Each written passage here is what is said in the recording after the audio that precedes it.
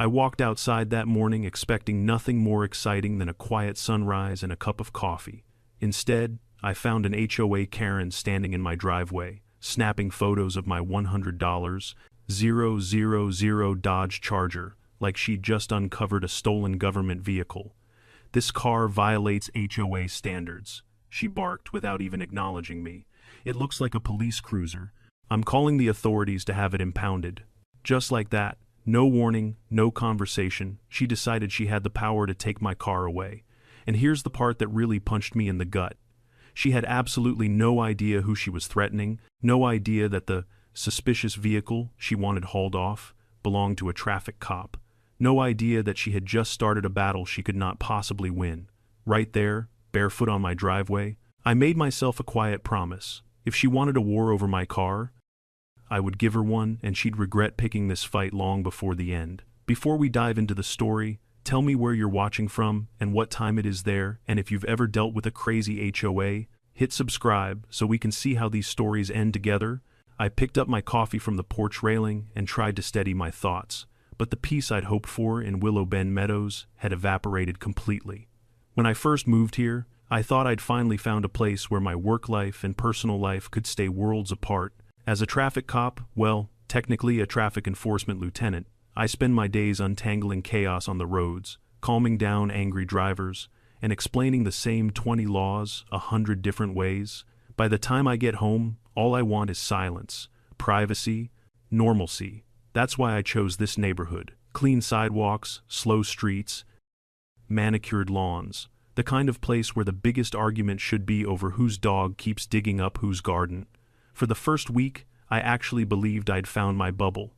People waved, kids rode bikes, someone even baked me cookies. It felt like the kind of place where no one cared what you did for a living, as long as you weren't lighting fireworks at 2 a.m. But that illusion shattered the moment Caroline Mathers decided my car didn't fit her vision for the community.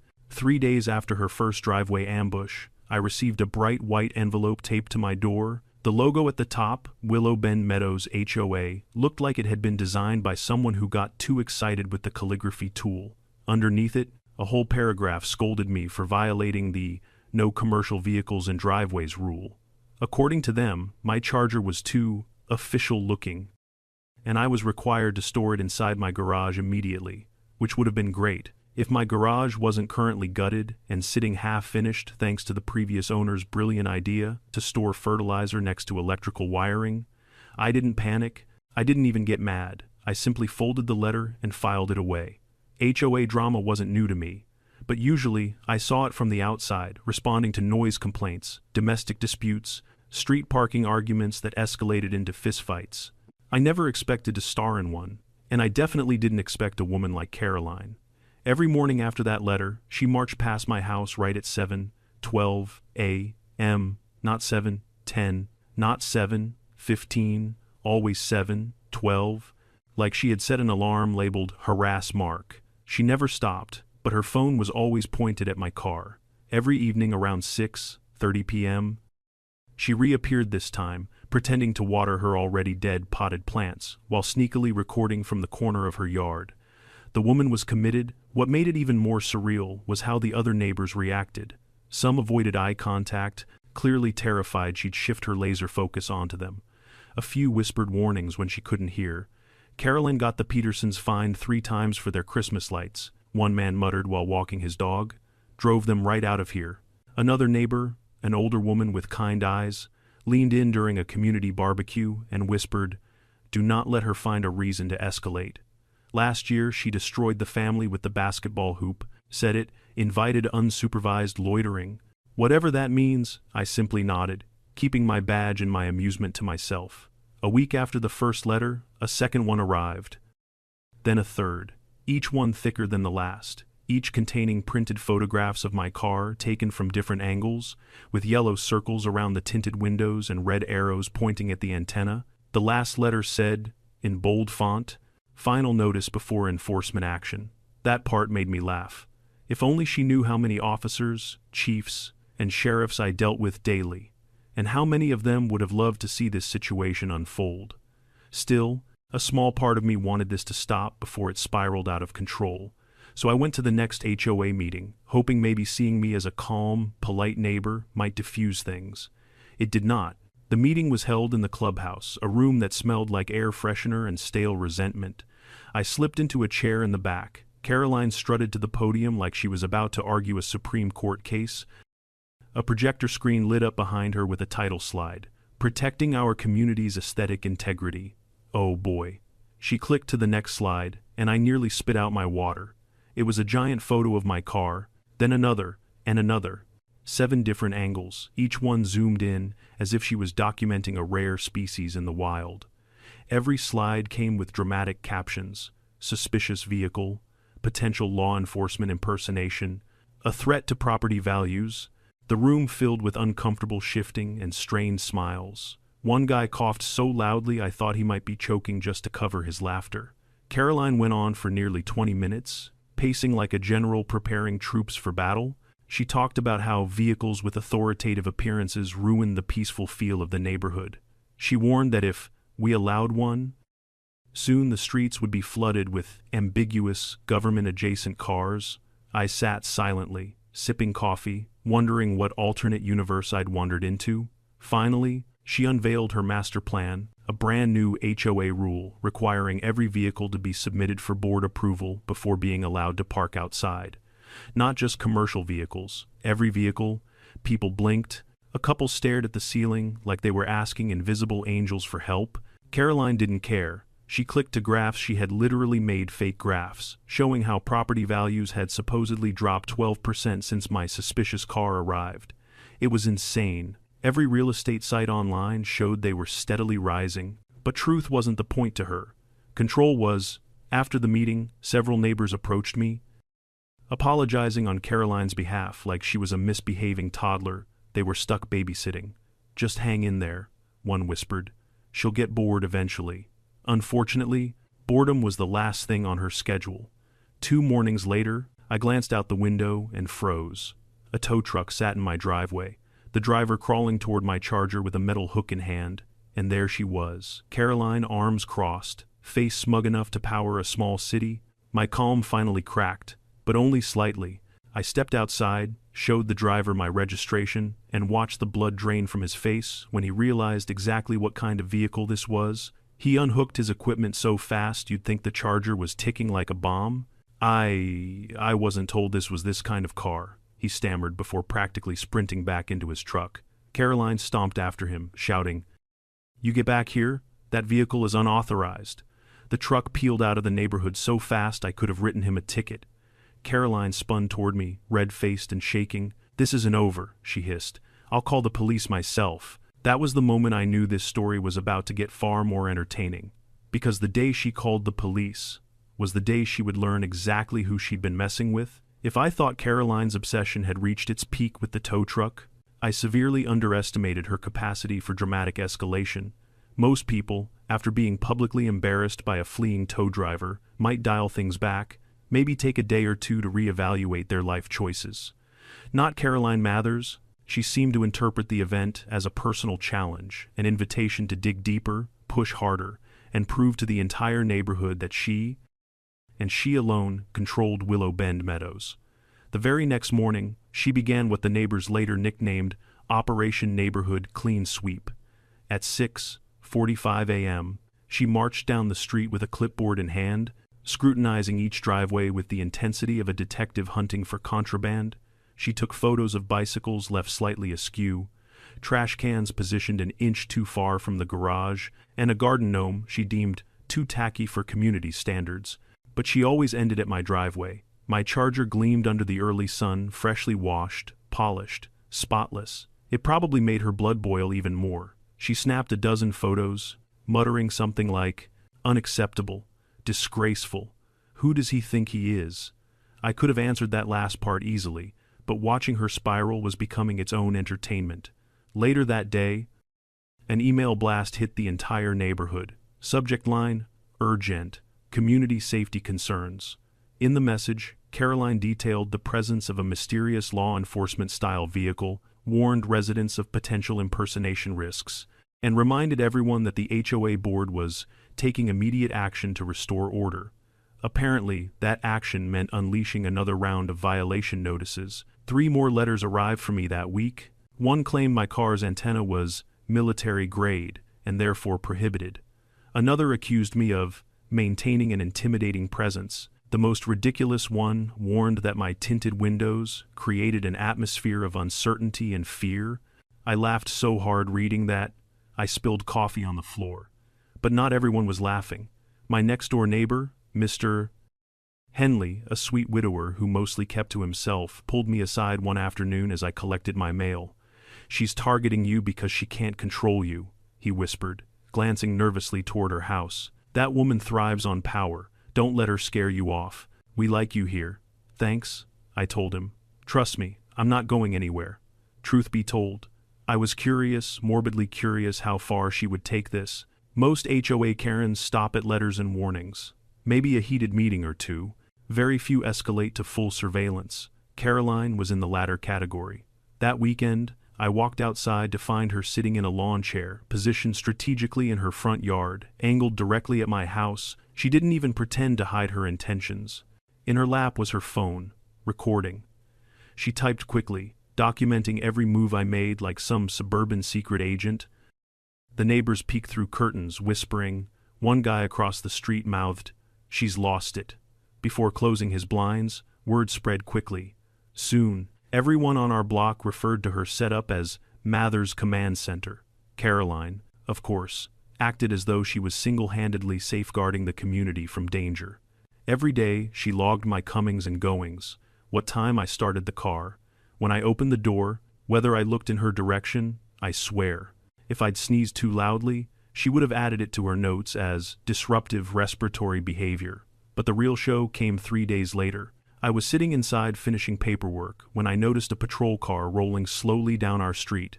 I recognized Officer Martinez instantly, young, sharp, one of the most level-headed officers in the department. He was bringing me a stack of forms I'd forgotten at the station.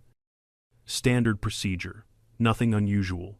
But to Caroline, this was deliverance. She nearly flipped her lawn chair in excitement, scrambling to her feet and waving her arms like a castaway spotting a rescue helicopter. Martinez stepped out of the cruiser, and Caroline rushed him with such speed, he actually took a step back.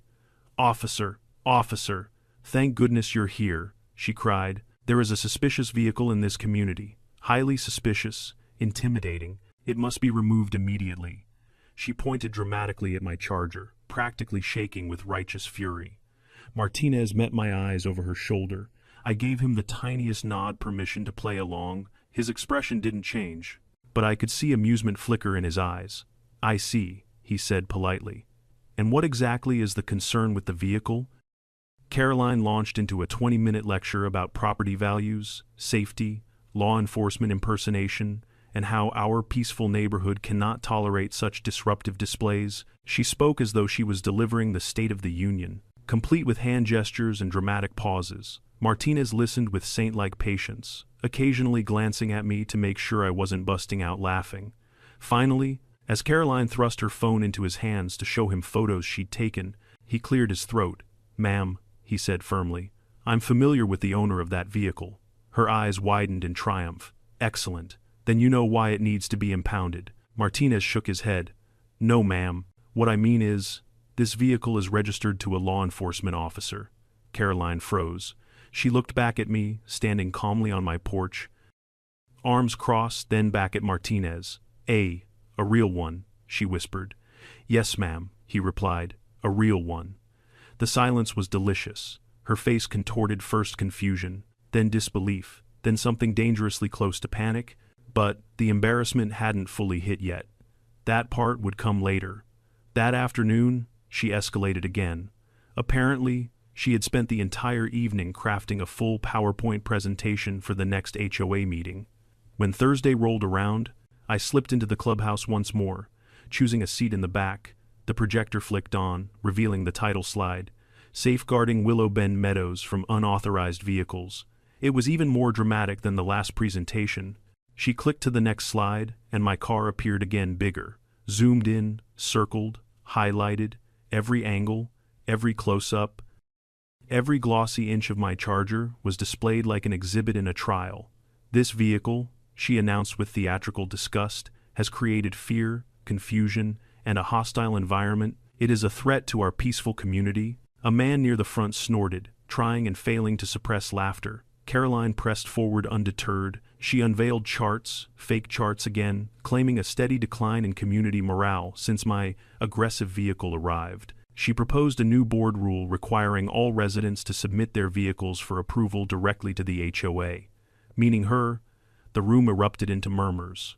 Some residents were annoyed, others were outright amused, but no one dared openly challenge her. I remained silent, because I knew something she didn't. She was about to cross the final line, the one that would bring this entire fiasco crashing down around her. 2 days later, she walked right into that line. She decided she would personally issue a resident citation to me, an imaginary document she typed up herself, ordering the removal of my vehicle within 48 hours, and when that didn't work, she took the next step. She called the police, and that was the beginning of the end for her. The morning Caroline finally made good on her threat. Started out deceptively calm. Birds were chirping, the sun was warm, and for once there was no HOA letter taped to my door. I poured myself a fresh cup of coffee and stepped outside, intending to enjoy a quiet Saturday. But quiet, I learned, was no longer a natural resource. In Willow Bend Meadows, not with Caroline around. At 9:07 a.m., I opened the blinds and nearly choked on my drink. Parked at an angle in my driveway was another tow truck, the biggest one I'd ever seen her hire. The driver, a wiry man with a sunburnt neck, was already crouched beside my Charger, examining the undercarriage as if trying to determine the best way to hook it without losing his job. And off to the side, arms folded like a conquering general, stood Caroline Mathers. Her face lit up when she saw me step outside. "Good morning," she sang, dripping with condescension. "I trust you received our prior notices." I didn't respond. My attention was on the tow truck driver. He kept glancing at Caroline, then back at my car, hesitation written across his face. "Sir," he said, straightening up, "I was told this was an unauthorized vehicle parked in violation of HOA standards. They said it's he checked the form in his hand, a potential law enforcement impersonation risk." I almost laughed. Almost. "Do you truly believe," I asked calmly, "that someone impersonating law enforcement would park the vehicle in their own driveway for months in broad daylight?" The driver blinked. I mean, that did seem weird." "Yeah." Caroline inserted herself between us. "Do your job," she snapped. "This vehicle needs to be removed from the community, immediately." "Ma'am," he said, "I still need to see registration documents." I retrieved the folder from inside. As soon as he saw the credentials, my name, rank, department marking, he stepped back like he'd touched a live wire. "Nope," he said. "Nope, not doing this." He shoved the paperwork back into my hands. "I'm not getting involved with a police officer's vehicle. I didn't sign up for whatever this is." Carolyn sputtered. "He's not a police officer. He's lying. Why would a police officer live here?" That one stung a little. The tow driver ignored her entirely. He climbed into his cab so quickly he nearly slammed the door on his own leg. Moments later, the truck roared to life and sped out of the neighborhood like he was fleeing a crime scene. Caroline turned scarlet. "This is not over," she hissed, jabbing a finger at me. "If I have to call the police, I will." I smiled. "Please do." For a split second, she looked thrown off, confused, as though she expected resistance instead of cooperation, but then her expression hardened into the familiar mask of entitled determination, and she made the call. What she didn't know, what made the situation so perfectly poetic, was that our dispatchers already had my address flagged. Officers knew I lived here. They knew my vehicle. They knew me, which meant the officer assigned to respond would be someone who knew exactly what they were walking into. 10 minutes later, I heard the faint hum of a police cruiser. Caroline heard it too.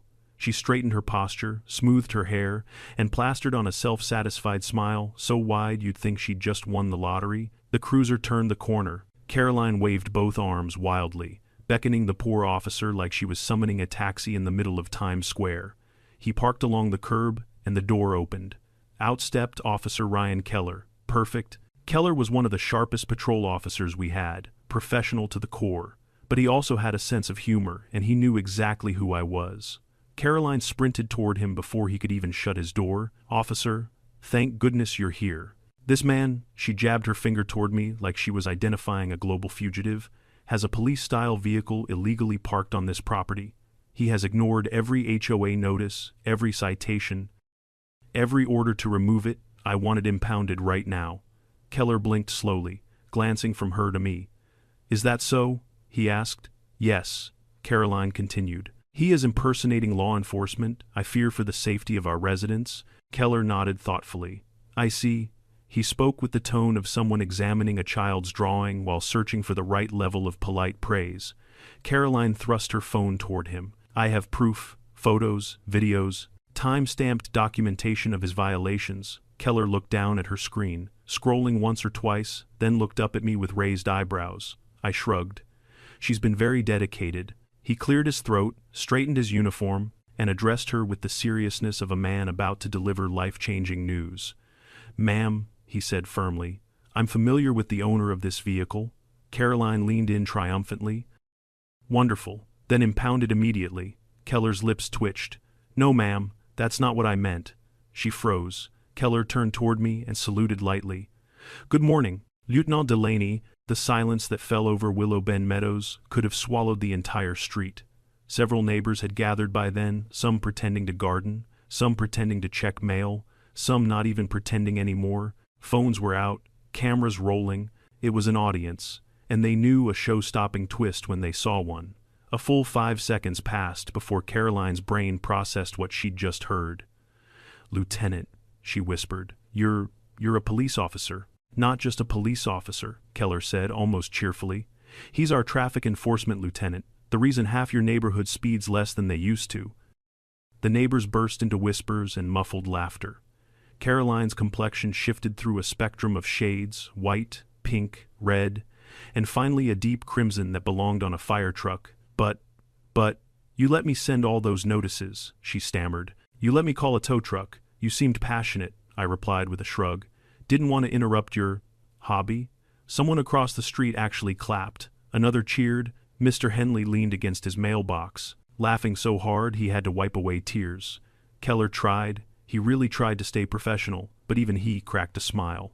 "Ma'am," he said, "from this moment forward, I strongly recommend you refrain from filing false impersonation reports and cease any attempts to tow or impound an officer's vehicle without proper cause." I didn't know," she sputtered. "How was I supposed to know?" "You could have asked," Keller replied simply. Caroline's knees seemed to wobble. For a moment, I thought she might faint right there on the pavement, but instead, she turned around slowly, stiffly, and marched back to her house, shoulders tight, face burning, defeated in a way she'd never experienced before. The neighborhood erupted into applause. Keller gave me a small nod. "Have a good day, Lieutenant." "Thanks," I said. "Drive safely." And with that, he left, leaving behind the smoldering remains of Caroline's pride and the echoes of laughter that would haunt her for weeks. The war she started was over, but the consequences, those were just beginning. After the day Officer Keller exposed the truth, most people would have curled up inside their homes for a week, maybe even moved to another county from sheer embarrassment. But not Caroline Mathers. No humiliation didn't humble her.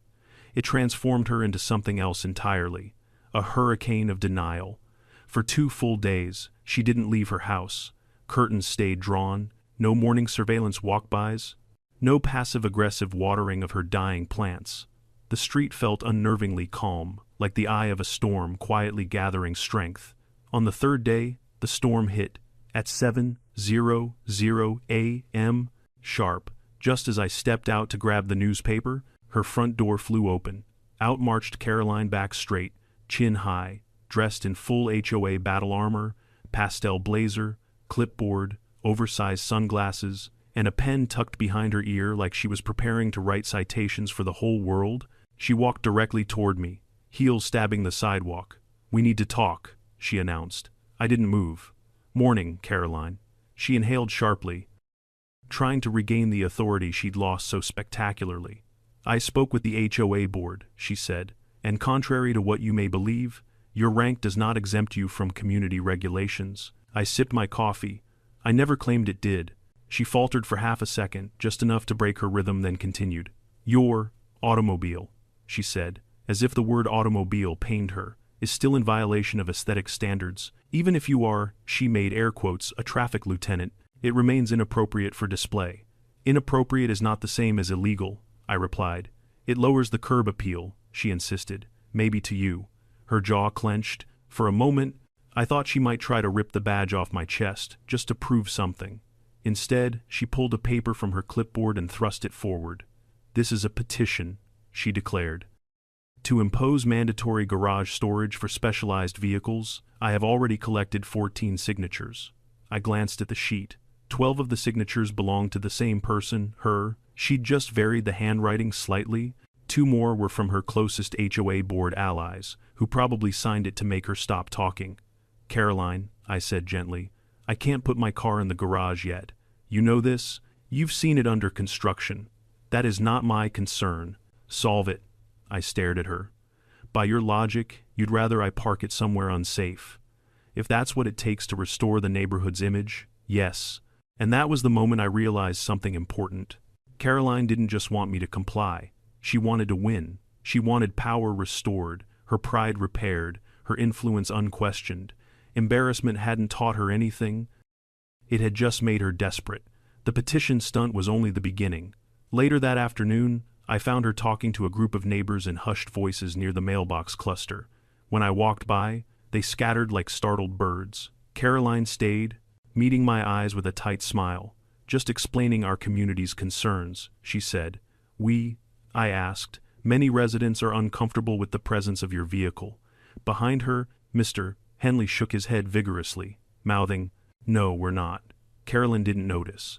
For the next week, she tried everything. She flagged down passing joggers, cornered dog walkers. He approached families, unloading groceries, all to convince them.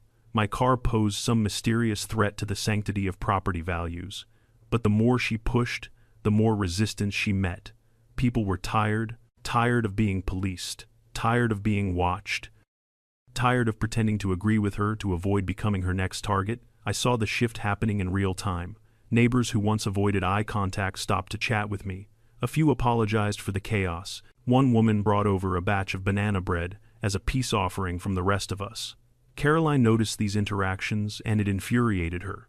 Her surveillance escalated. She expanded Mather's command center, upgrading from a chair and a phone to a full folding table, 2 chairs, and a portable fan plugged into an extension cord that stretched across her lawn like a power-hungry snake. She sat there every morning, typing into her laptop as though documenting state secrets. Every time I left the house, she recorded it. Every time someone visited, she recorded that too. One morning, I walked outside to find her holding a walkie-talkie. To whom she thought she was speaking? I'll never know. But the breaking point, the moment she truly snapped, came when I decided to wash my car again.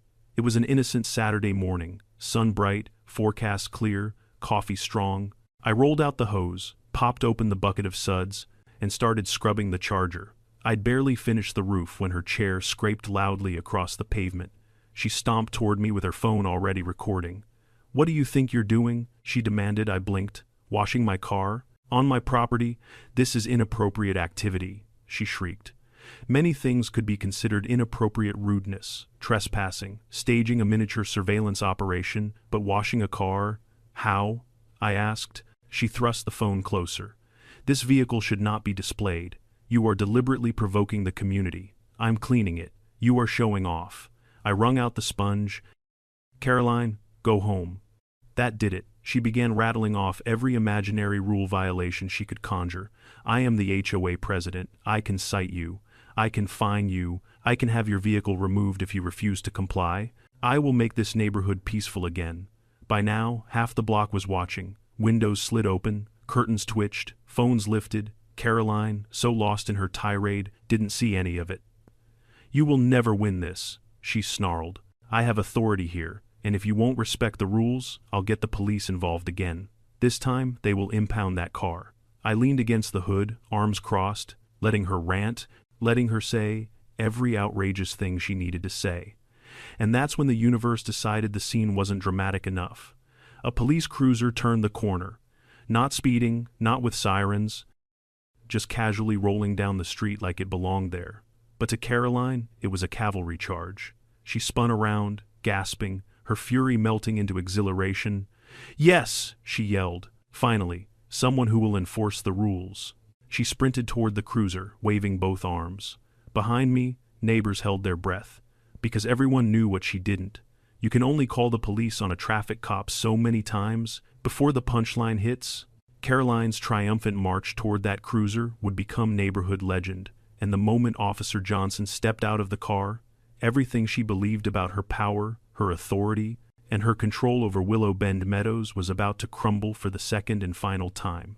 Officer Johnson stepped out of the cruiser with the kind of calm body language only seasoned patrol officers possessed. He closed the door gently, adjusted his belt, and surveyed the scene with professional neutrality. To him, this was probably just another neighborhood dispute until he saw me leaning against my charger, arms crossed, and recognized exactly what kind of mess he'd walked into, but Caroline didn't give him a chance to breathe. "There!" she shouted, stabbing her finger toward me as if she were identifying a criminal mastermind.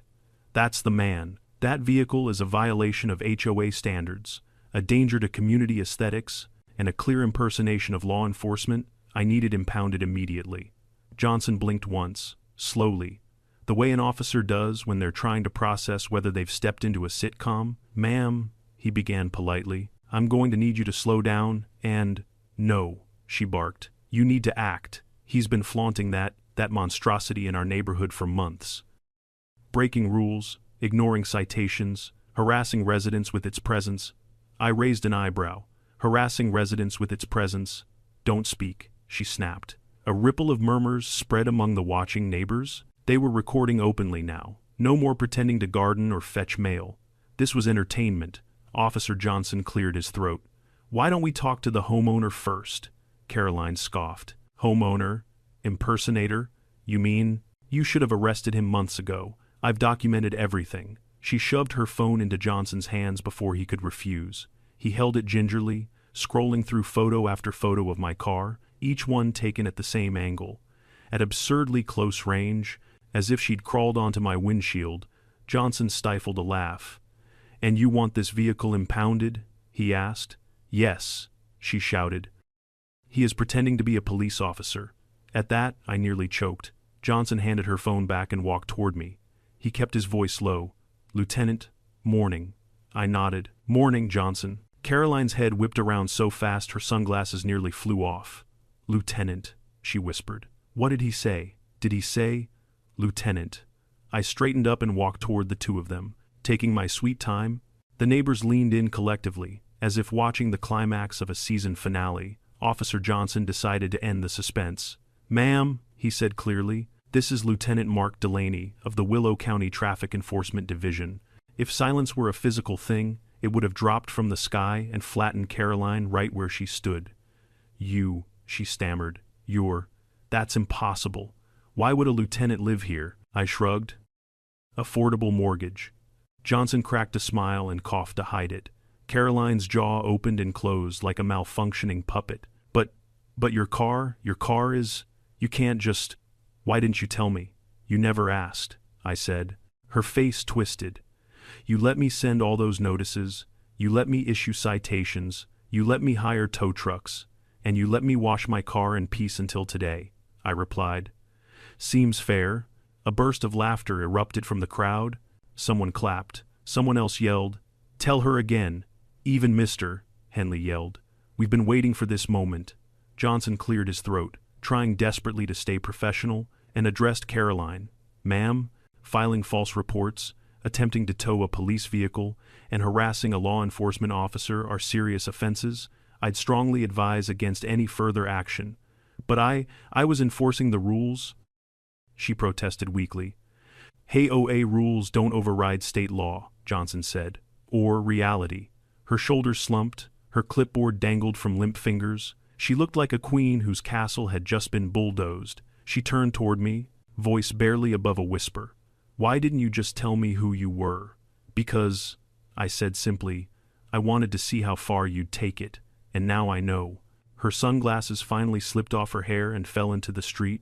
She didn't even try to pick them up. She just turned, stiffly, robotically, and walked back toward her house. Not a stomp, not a run, just a slow, defeated shuffle. As her door slammed shut, the neighborhood erupted into cheers. Honest to God, applause echoed between the houses like we were at a live performance. Johnson leaned toward me. We definitely need body cameras for HOA calls. Don't give the board ideas, I muttered. He snorted, tipped his head in a goodbye gesture, and drove off. The crowd began to disperse, but not without a barrage of comments. About time. She had it coming. Lieutenant Delaney, please find her next. Best Saturday morning ever. I couldn't help but laugh. But while the war she started was effectively over, the aftermath was only beginning. HOA politics spread through Willow Bend Meadows faster than gossip in a church choir. By that evening, every porch in the neighborhood buzzed with retellings of the showdown.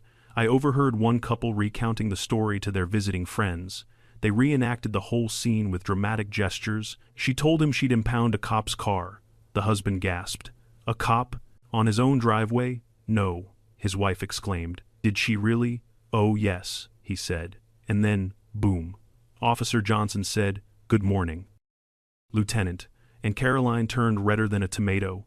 I couldn't help smiling as I walked past. If nothing else, this whole ordeal had inspired some truly entertaining theater. But the real tipping point came that Sunday afternoon. An emergency HOA meeting notice was delivered door to door. The flyer was printed in large, bold letters. Mandatory meeting, urgent community matters, translation. Caroline's meltdown had consequences. I attended. Purely for the entertainment value, the room was packed. Even residents who avoided meetings like the plague were squeezed into the back. Everyone knew what this was about. Caroline sat at the front table looking like she'd just swallowed a lemon dipped in battery acid. Her hair was frizzed, her makeup uneven, and her clipboard conspicuously absent. HOA Vice President Marla Chesney called the meeting to order. As many of you are aware, she began, there was an incident involving former citations issued to a resident regarding an alleged impersonation vehicle. A ripple of laughter traveled through the room. Caroline's eye twitched. Marla continued, "It has come to our attention that certain actions were taken without full board approval, including the hiring of towing services, unwarranted documentation of a resident's property, and the misuse of community enforcement procedures." Caroline's face drained of color. "Therefore," Marla said, "the board will be reviewing all prior complaints and conduct of the HOA president." The room exploded into applause. Caroline leapt to her feet. "This is ridiculous. I was protecting this neighborhood. I was doing my duty as president." Marla calmly folded her hands. "You targeted a police officer. That was an accident. You targeted half the neighborhood, Caroline." Someone shouted from the back. "Your behavior is out of control." Another yelled. "You're a menace." A third added. Caroline spun around, eyes wide, betrayed by the very people she thought she commanded. Her voice wavered. "I was just enforcing the rules." Marla cleared her throat. "The board votes to suspend your authority effective immediately." Another wave of cheers rolled through the room, louder this time, and just like that, the Queen of Willow Bend Meadows fell off her throne. She sank into her chair, stunned, defeated, and for the first time silent. As I walked out of the clubhouse, neighbors clapped me on the back, thanked me, laughed with me. But I knew there was one final chapter to this saga, because people like Caroline don't just vanish quietly, and the universe wasn't quite done teaching her lessons yet. For the first time since moving into Willow Bend Meadows, the neighborhood actually felt peaceful. No surveillance chair, no clipboard, no pastel blazer marching down the sidewalks like a suburban drill sergeant. After the emergency meeting stripped Caroline of her authority, the air felt lighter, as if the entire community had collectively exhaled a breath they didn't realize they'd been holding. But peace doesn't settle easily on someone like Caroline Mathers. The morning after her removal, I stepped outside with a mug of coffee in hand and instantly noticed something strange. Her curtains, always drawn tight, were now cracked open just enough for a pair of eyes to peek out. The fabric twitched slightly when I looked toward her house. She was watching, hidden, but watching. Old habits die hard. I ignored it, hoping she'd eventually move on with her life. Perhaps take up yoga or scrapbooking, something less destructive than community surveillance. But a person like Caroline doesn't surrender gracefully. She stews, she strategizes, she recalculates, and, inevitably, she strikes again. It started small, A randomly misdelivered package left on my porch that belonged to someone on the next street over. A trash can nudged 2 inches out of alignment. A mysterious HOA brochure about community harmony slipped under my door. Innocent mistakes on the surface, except the person responsible always left faint traces. The angle, the placement, the timing. It had Caroline's fingerprints all over them. Still, these were minor annoyances. I brushed them off. What I didn't brush off was the cold stares she began giving anyone who dared speak to me. One afternoon, as I chatted with a young couple walking their dog, the couple's smiles abruptly vanished. I followed their gaze and saw Caroline standing halfway down the sidewalk, arms crossed, glaring like a gargoyle guarding forbidden territory. The couple muttered an excuse and hurried away. The social tides had shifted. No longer queen, she had become a cautionary tale, someone people politely avoided, not obeyed. Shame alone might have humbled another person, but not Caroline. By the end of the week, she appeared in the community Facebook group with a lengthy post titled, "Concerns about Unfair Treatment and Abuse of Authority." In it, she wrote a dramatic retelling of the HOA meeting, except in her version, she was a whistleblower punished for protecting the community from potential danger. She claimed her removal was politically motivated. She hinted at corruption. She even suggested I had coerced the board using my law enforcement influence. The comments section did not go the way she expected. "Caroline, please stop. You caused this yourself. You tried to tow a traffic cop's car. How do you not see the problem? We all just want a peaceful neighborhood." She replied to each comment with escalating anger until the admin muted her for 24 hours. But she wasn't done. Not even close. 2 days later, she re-emerged with a new tactic, a petition. Again, this time, instead of demanding vehicle approval, she demanded an investigation into unethical police intimidation techniques used to silence a civilian. She went door to door, trying to get signatures. Most residents declined politely, some closed their doors outright. One neighbor recorded her rant and uploaded it to the Facebook group with the caption, "Day 3 of Caroline's downfall speedrun." It got 87 laughing reactions. By this point, even I began to feel a little bad for her. Not enough to intervene, but enough to hope she'd take the hint and disappear quietly. Instead, she doubled down. Late one evening, while I sat reading in my living room, motion lights flickered on in my driveway. I looked out the window and saw Caroline creeping along the edge of my lawn, phone raised, taking slow, methodical photos of my car as if collecting forensic evidence. She wore all black leggings, sweater, even a beanie, and tiptoed like she was infiltrating enemy territory. I opened the door. "Evening, Caroline," she squeaked, nearly dropping her phone. I was just documenting ongoing violations," she stammered. "There are no violations," I said calmly. "You're not HOA president anymore." She straightened her shoulders, eyes flashing with stubborn defiance. "That doesn't mean I can't fight for what's right."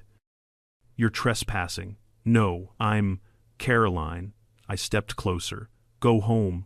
For a moment I saw something flicker behind her eyes. Not anger, not pride, but fear, real fear. The kind that surfaces when someone realizes the world has moved on without them, and they're standing alone in the wreckage of their own making. She retreated slowly, her voice cracking. "This isn't over." The thing is, it was over. Everyone knew it but her. The next morning, I received an email from the new HOA president, Marla. She wanted to meet with me to formally apologize for Caroline's behavior. We sat at her kitchen table, sipping iced tea while she explained the board's decision to audit all previous violation notices. "We've discovered patterns," Marla said delicately.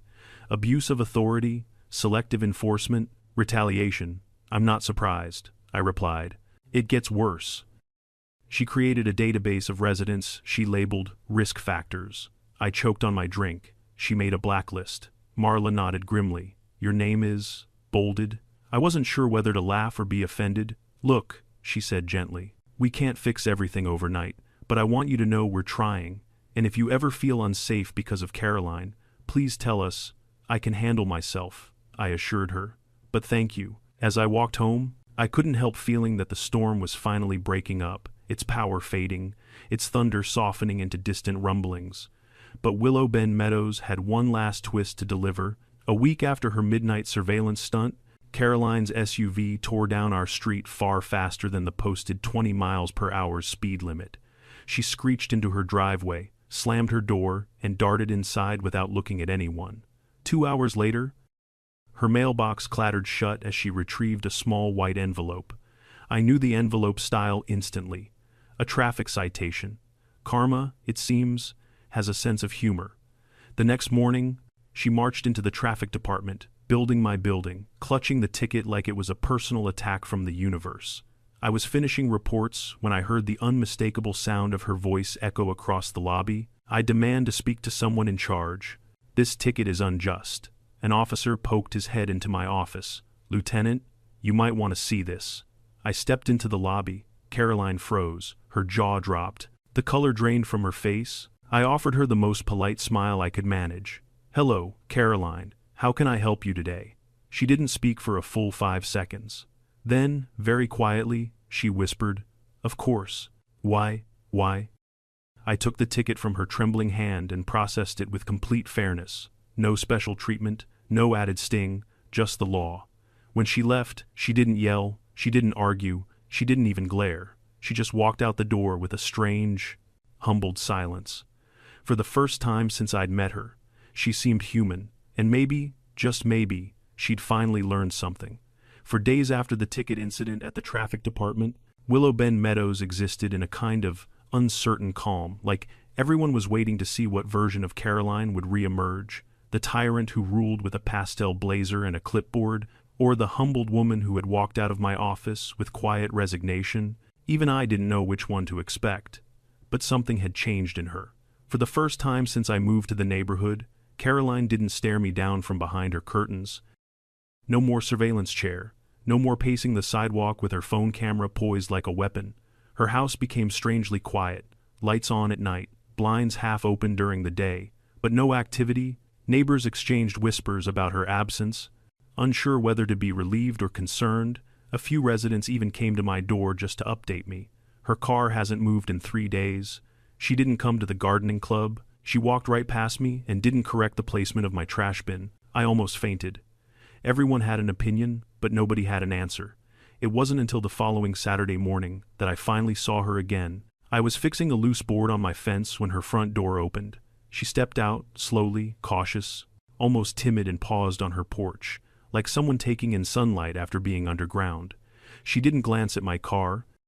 She didn't glare at me. She simply walked down her driveway, checked her mailbox, and returned inside without a word. I stared after her, caught off guard. That was it.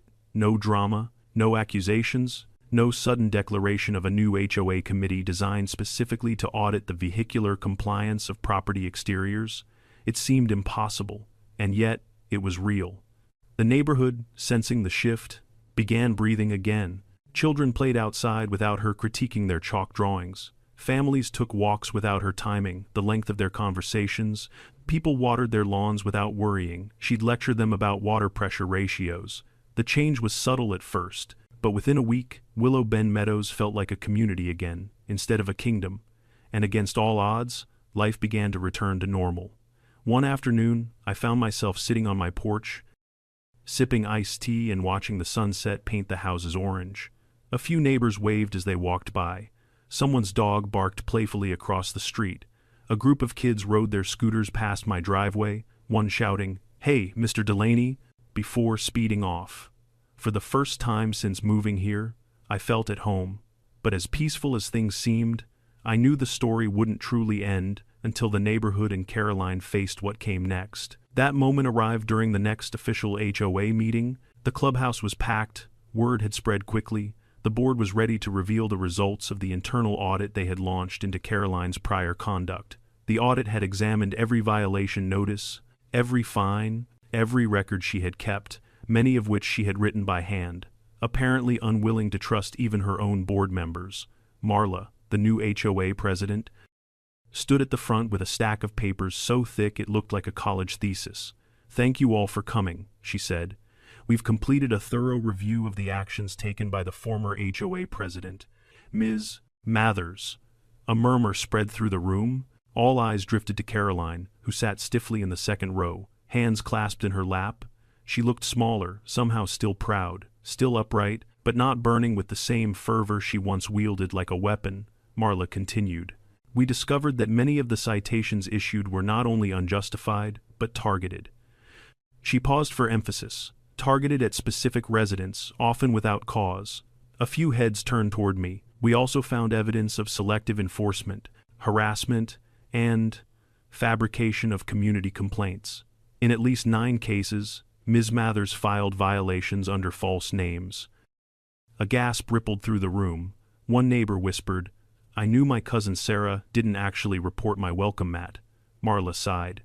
Given the severity of these findings, the board has unanimously decided on the following actions. All citations issued during Ms. Mathers' tenure will be voided, all fines will be refunded, and all future enforcement decisions will require full board approval, not unilateral authority. Applause erupted. But Marla wasn't finished. We would also like to extend a formal apology to Lieutenant Delaney for the harassment and undue stress caused by false impersonation claims and attempts to remove his vehicle. Dozens of eyes turned toward me. I simply nodded. And finally, Marla said, "Ms. Mathers has agreed to permanently step down from any leadership role within the HOA." The applause was thunderous, genuine, cathartic. Caroline didn't argue. She didn't protest. She didn't storm out. She simply sat there, staring at the floor, her face unreadable.